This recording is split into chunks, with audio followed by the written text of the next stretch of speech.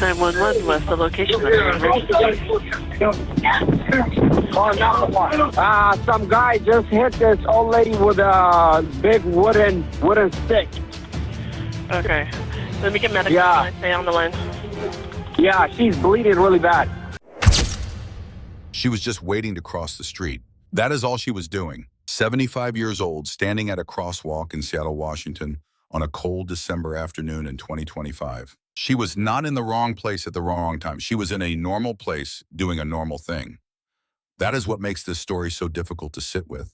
Within seconds, her face was shattered. Within days, she would lose the sight in her right eye permanently. And the man who did it, the man who swung a wooden board studded with metal screws directly into her face, had been arrested 8 times in that same calendar year. 8 times. He had been arrested, processed, and released. Arrested, processed, and released. Over and over in the same city in the same year, while this woman went about her life unaware that the system designed to protect her had quietly stopped working. This is her story. This is also the story of a city, and it is a story about what happens when the people who are supposed to keep dangerous individuals off the street run out of reasons to do so.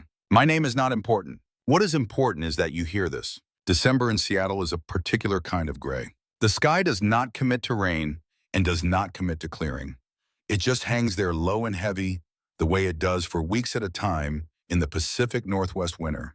The holiday lights are already up along the commercial streets. The coffee shops are warm inside. People move through the city in their coats, heads down, navigating the same sidewalks they have navigated for years. For a 75-year-old woman whose name has been withheld from public reporting to protect her privacy and whom we will refer to simply as Margaret, this was an ordinary day. Margaret lived in Seattle. She had, by all accounts, lived in or near the city for much of her adult life. She knew its streets. She knew its rhythms. She knew which intersections got backed up in the afternoon and which bus lines ran late when the weather turned. She was not naive about Seattle's struggles. Nobody who lived there in 2025 could be. The city had spent years grappling with a visible and growing crisis of public safety. Open-air drug use had become common on major streets. Encampments had expanded and contracted and expanded again. Retail theft had risen to the point where some downtown businesses installed barriers around their entrances. And violent attacks on ordinary pedestrians, unprovoked, random, brutal, had made headlines repeatedly throughout the year. But people still live in cities like that. They still go to the grocery store. They still take walks. They still stand at crosswalks waiting for the light to change. That is what Margaret was doing. She was standing at the crosswalk waiting. The light had not yet changed. A man approached from her left. She may not have noticed him at first, or she may have noticed him and looked away the way people do in cities. A brief glance, an automatic assessment, and then eyes forward again, waiting for the walk signal. His name was Fail Pia. He was 42 years old. He was carrying a wooden board with metal screws embedded in its surface, and he was walking directly toward her. The walk signal had not yet turned white. It never got the chance to matter. Every violent event has a threshold. There is always a moment, brief, often invisible, where the trajectory can still change, where something interrupts the path, where the person in motion chooses differently or hesitates or simply turns and walks the other way. For this attack, that moment existed. Fail Pia had been moving through Seattle all day. Security camera footage later reviewed by investigators would show him in the area of the attack for some time before it occurred. He had not been hiding. He had not been moving quickly. He had been visible on public sidewalks carrying an object that, had anyone looked closely, was clearly a weapon. A board with screws in it is not a tool. Not in that context, not being carried like that. But nobody stopped him. Nobody called anything in. Nobody intervened. This is not a criticism of bystanders. The city that Margaret lived in had, by December 2025, normalized a degree of erratic and disturbing public behavior to such an extent that the threshold for alarm had shifted. People carrying unusual objects on sidewalks had become a more familiar sight than anyone wanted to admit. The social cues that might once have prompted a call to 911 had been dulled by years of exposure to a crisis that never fully resolved. So Fail P moved through the city unimpeded. He passed storefronts. He passed other pedestrians. He moved along the block where the crosswalk was. And then he saw Margaret. We do not know what he was thinking in that moment. We do not know if he chose her deliberately or if she was simply closest. We do not know if something specific triggered what he did next, or if there was no reason at all. That uncertainty is its own kind of horror. Because if there was no reason, then there was no warning possible. Then anyone standing at any crosswalk in Seattle that day could have been Margaret. The light was still red. Pia raised the board. It took seconds, not minutes, seconds. Pia swung the wooden board, heavy, reinforced with metal screws, directly into Margaret's face. The sound would have been terrible. The force of it broke bones. Margaret was 75 years old. She was a small person standing at a crosswalk who had done nothing except be present in a public space. She had no warning. She had no time to raise her hands or turn away. The board connected with her face. She went down. The screws embedded in the wood screws that had no structural purpose, that served only to make the weapon more destructive, tore into her skin. She was bleeding on the sidewalk. People nearby froze first. That is the universal response to sudden extreme violence.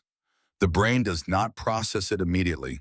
It stutters, recalibrates, tries to match what the eyes are seeing to something that makes sense. This does not make sense. A 75-year-old woman is bleeding on the ground at a crosswalk. The man who hit her is still standing there. And then several things happened at once. Bystanders rushed to her, voices were raised.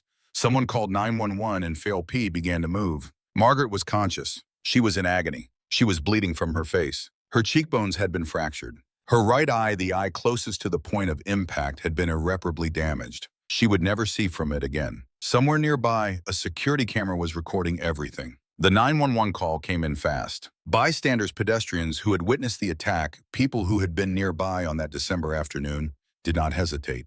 They called for help. Several of them stayed with Margaret, crouching beside her on the cold concrete, talking to her, keeping her from going into shock alone. This matters. It should be said clearly and without qualification.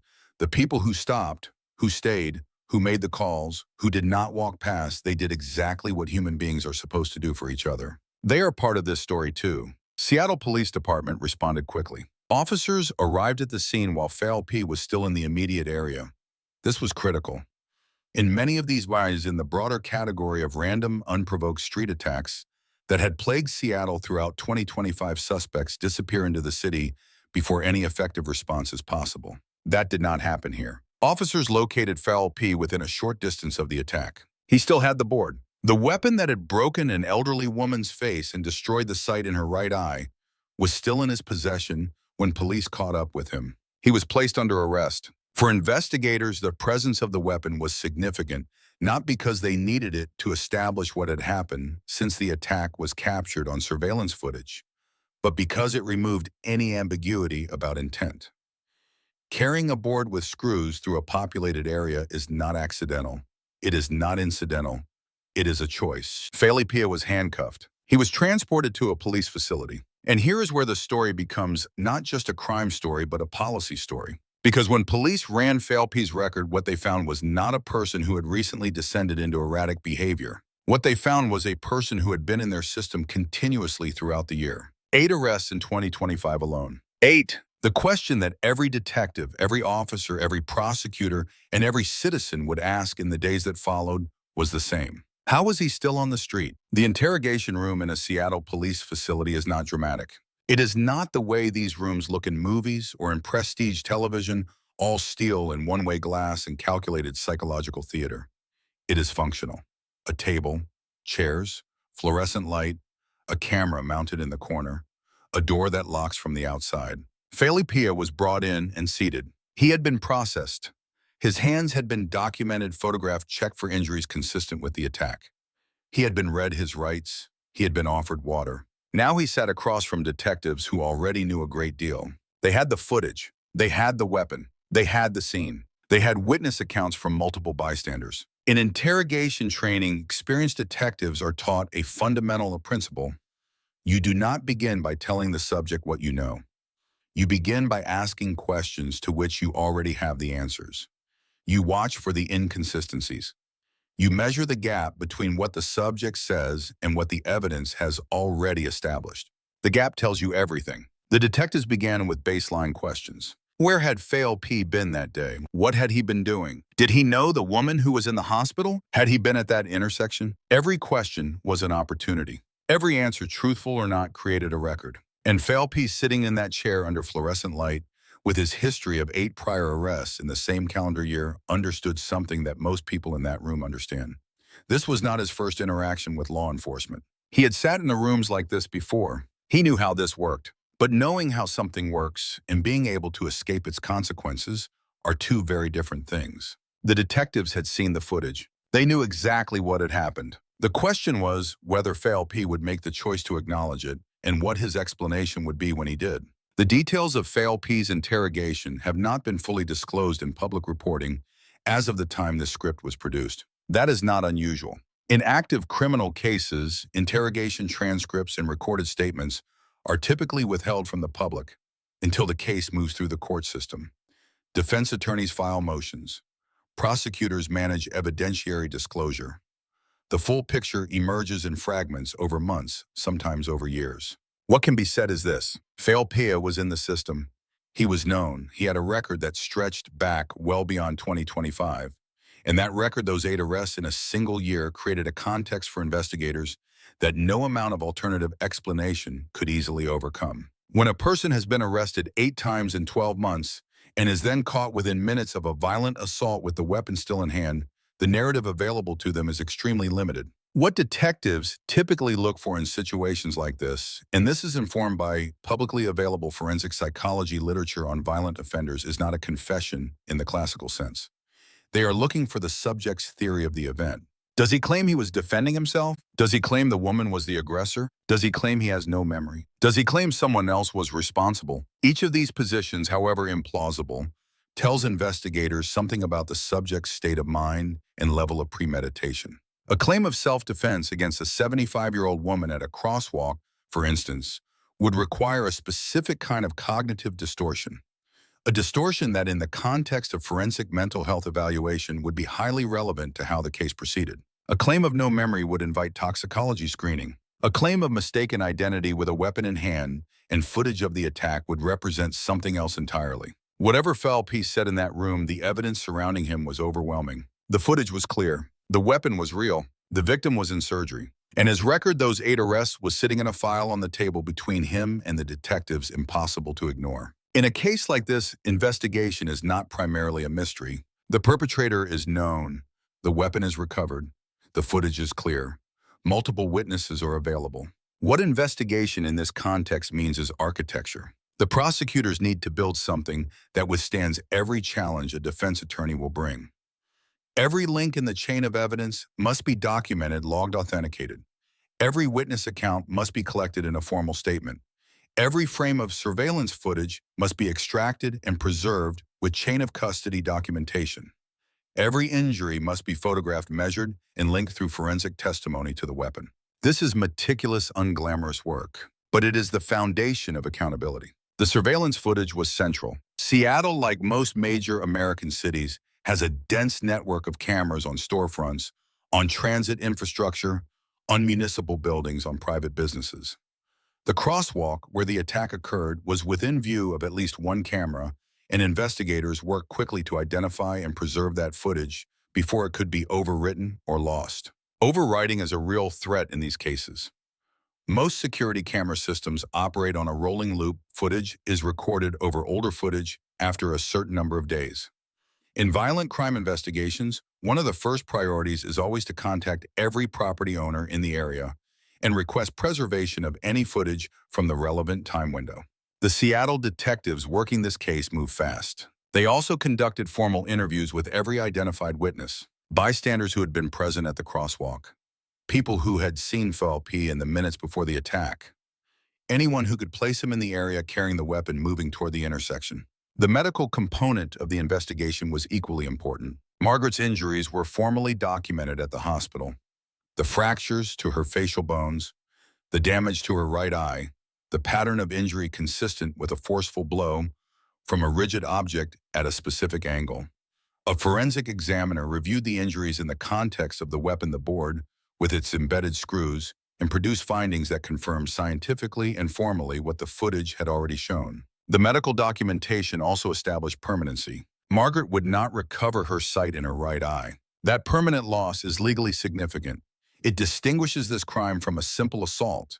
It elevates the harm and with it, the severity of the charges. The forensic trail was solid. The case against FALP was not a question of guilt. It was a question of consequence. And that question would be answered in a courtroom. FALP was charged with first-degree assault. In Washington state, first-degree assault is a Class A felony, the most serious felony classification in the state's penal code. Under Washington law, a person commits first-degree assault when they assault another person with intent to inflict great bodily harm using a deadly weapon or force likely to produce great bodily harm or death. The wooden board with metal screws constituted a deadly weapon under Washington's definition. The intent to inflict great bodily harm could be inferred and argued from the deliberate construction of the weapon, from the force of the blow, and from the targeting of an elderly victim who could not effectively resist or flee. The outcome, fractured facial bones, permanent loss of vision, demonstrated the great bodily harm that was inflicted. Under Washington's standard sentencing grid, first-degree assault carries a sentence range that varies based on the defendant's criminal history score. Fail-Pia's criminal history score was not low.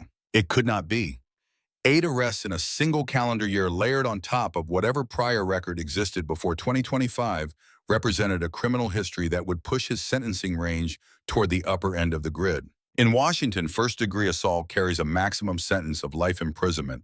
The standard sentencing range for an offender with a significant criminal history falls substantially above the minimum, typically in the range of several years in state prison. The judge in such a case also has the authority to impose an exceptional sentence above the standard range if aggravating factors are found, including the vulnerability of the victim, which in this case was obvious and documented. A 75-year-old woman is under Washington's sentencing law a particularly vulnerable victim. That designation carries weight. It carries it precisely because the law recognizes what common sense already knows: attacking an elderly person who cannot defend themselves is not the same as attacking someone who can. The prosecution's goal was a sentence that matched the severity of what had been done, not just to Margaret, but to every person who uses a sidewalk in Seattle. Step back from the evidence for a moment. Set aside the footage, the weapon, the medical reports, the witness statements, and look instead at the man sitting in the interrogation room. Fail-Pia was 42 years old. He had been arrested 8 times in 2025. Not convicted 8 times, arrested 8 times. Those are different things, and the difference is important, but the pattern is not. 8 arrests in a year represents something wrong. It represents a person in severe crisis, whether that crisis is psychiatric, substance-related, situational, or some combination of all three. It represents a system that encountered that person repeatedly and did not at any point in those encounters find a mechanism to interrupt the trajectory. Forensic psychologists who study this population, individuals with high-frequency contact with law enforcement, consistently identify several overlapping factors. The first is substance dependency. Fail-Pia's case materials have not publicly specified whether he was under the influence at the time of the attack, but the pattern of repeated low-level arrests followed by escalating violence is consistent with a substance abuse trajectory that intensifies over time. The second is mental health crisis. Many individuals in Seattle's revolving door arrest population have documented psychiatric conditions. Schizophrenia, bipolar disorder with psychotic features, severe personality disorders, and trauma-induced dissociative states are overrepresented in this group. These conditions, without consistent treatment, do not stabilize on their own. They worsen. The third, and this is the factor that investigators focus on in the interrogation room, is the absence of empathy in the moment of violence. Margaret was not a person to Fail-Pia in that moment. She could not have been. Whatever was happening in his internal world,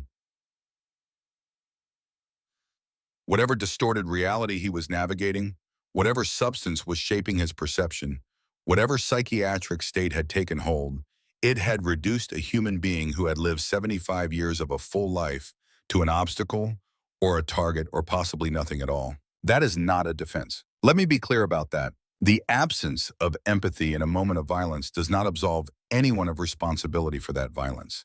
It does not give back Margaret's sight. It does not undo what was done. But understanding it matters. It matters because if we do not understand how a person reaches the point of carrying a board with screws through a public street and using it on a grandmother at a crosswalk, we cannot prevent the next Fail-Pia. And there will be a next one, unless something changes. In the interrogation room, detectives would have watched his effect. Did he show remorse? Did his eyes reflect the weight of what he had done? Did his body language suggest shame or calculation or dissociation? Was he present? Or was he somewhere else entirely, some internal landscape where Margaret's suffering did not register, could not register because the faculties required to register it were no longer fully operational? Whatever they saw, it informed the case. And it informed the recommendations that would follow regarding his mental health evaluation. Because a courtroom cannot sentence what it does not understand. Now we stop. We put the case file down. We set aside the charges and the sentencing ranges and the forensic documentation. And we talk about Margaret. She is 75 years old. She has been alive since 1950. She has seen things we will never fully know about. She has loved people. She has been loved. She has walked through her city for decades through the rain and the gray and the occasional Pacific Northwest sunshine, navigating intersections and bus stops and coffee shops, and all the unremarkable geography of a life lived in one place over a long time. She was not a cautionary tale. She was not a statistic. She was a person. She had routines. She had preferences. A particular coffee order, a particular route she liked to take a bench, somewhere she returned to. She had a history in Seattle that most people who talk about this story do not know and will never know because she has chosen to keep her name private. That choice deserves to be honored. She is not a prop for this documentary. She is not evidence in the argument about Seattle's public safety failures, though her suffering is absolutely central to that argument. She is not a symbol. She is a person who went out one December afternoon and came home with her face broken and the sight in her right eye gone forever. That right eye will never see again. She will navigate the rest of her life with the adjustment that permanent vision loss requires. She will relearn distances. She will compensate. She will adapt because human beings adapt, because we are built to continue even when continuing is hard. But she should not have had to. She should have been able to cross that street. That is the whole of what she deserved. Nothing complicated about it. The most basic promise that a society makes to the people who live in it: you can stand at a crosswalk. You can wait for the light. You will be safe. She was not safe. And the people who care about her, whoever they are, wherever they are, will carry December 2025 with them for the rest of their lives. So will she. This case is not unique. That is the hardest thing to say and the most important. Fail Pia's attack on Margaret is not an isolated incident of inexplicable evil. It is an event that emerged from a specific, documented, and preventable set of conditions. And those conditions have a name. They are called the revolving door. The revolving door refers to the pattern in which individuals with serious criminal histories and serious mental health or substance abuse crises cycle through the criminal justice system repeatedly without ever being held long enough or treated comprehensively enough for that cycle to break. 8 arrests in 1 year. Each of those arrests represented an encounter with law enforcement. Each encounter represented a booking, a processing, a legal proceeding of some kind. Each proceeding resulted in Phil P. returning to the street. There are many reasons this happens. Bail reform policies in Washington state implemented with the genuine intention of preventing low-income individuals from being jailed simply for being unable to afford bail had the unintended consequence of making it harder to detain individuals who posed a genuine public safety risk but had not yet been convicted of a sufficiently serious crime. Overcrowded jail facilities mean that individuals arrested for lower-level offenses are frequently released quickly to manage population levels. Mental health courts and diversion programs. Theoretically, the right intervention for someone with Fail Pia's profile are chronically underfunded and oversubscribed. They cannot absorb everyone who needs them. Substance abuse treatment programs have waiting lists. Psychiatric crisis beds are scarce. And law enforcement, for all their capacity to arrest and process, cannot legally detain someone indefinitely for behavioral concerns without the specific threshold of evidence required for criminal charging. So the cycle runs, and it runs, and it runs, and it runs, until one day someone is carrying a board with screws in it, and an elderly woman is waiting at a crosswalk. The lesson of this case is not that individuals like Fail P are monsters beyond reach or understanding. The lesson is that we built the road that brought him to that crosswalk. We built it with underfunded treatment programs.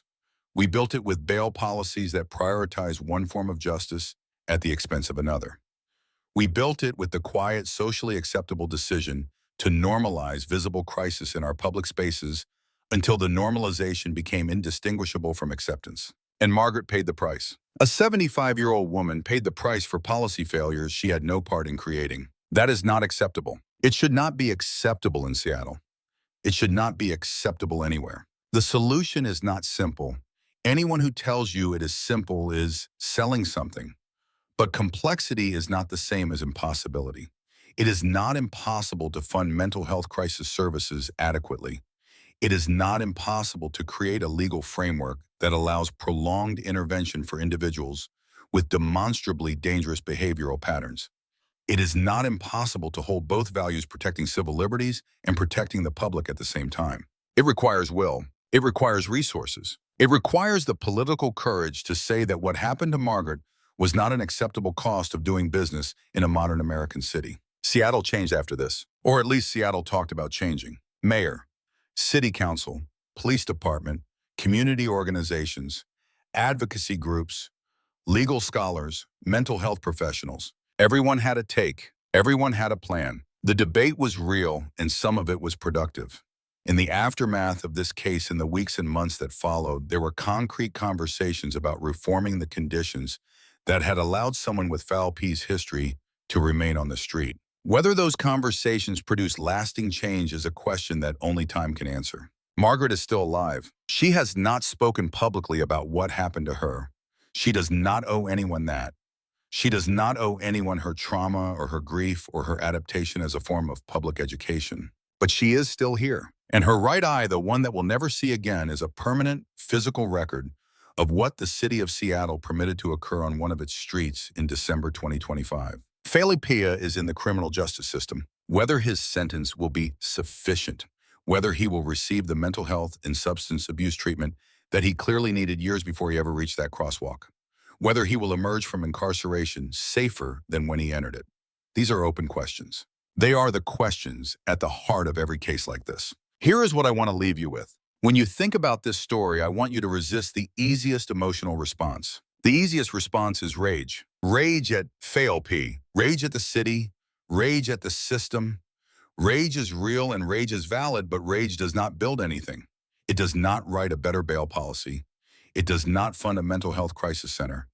It does not prevent the next attack. What builds something is the slower, harder work of asking why. Why was he on the street? Why, after 8 encounters with the justice system, had nothing changed? What would have had to be different at what point in his history for December 2025 to have been a normal Thursday afternoon instead of the day a board with screws changed a woman's life forever? Ask that question. Keep asking it, because somewhere in the city near you, in Seattle, in Portland, in San Francisco, in Chicago, in Detroit, in every American city that is navigating this same crisis, there is someone with a record that looks a lot like fail P's. And there is a woman standing at a crosswalk. And the only thing standing between them is the answer to that question. If this story affected you, please share it. Not for the views, for Margaret, for the woman who just wanted to cross the street.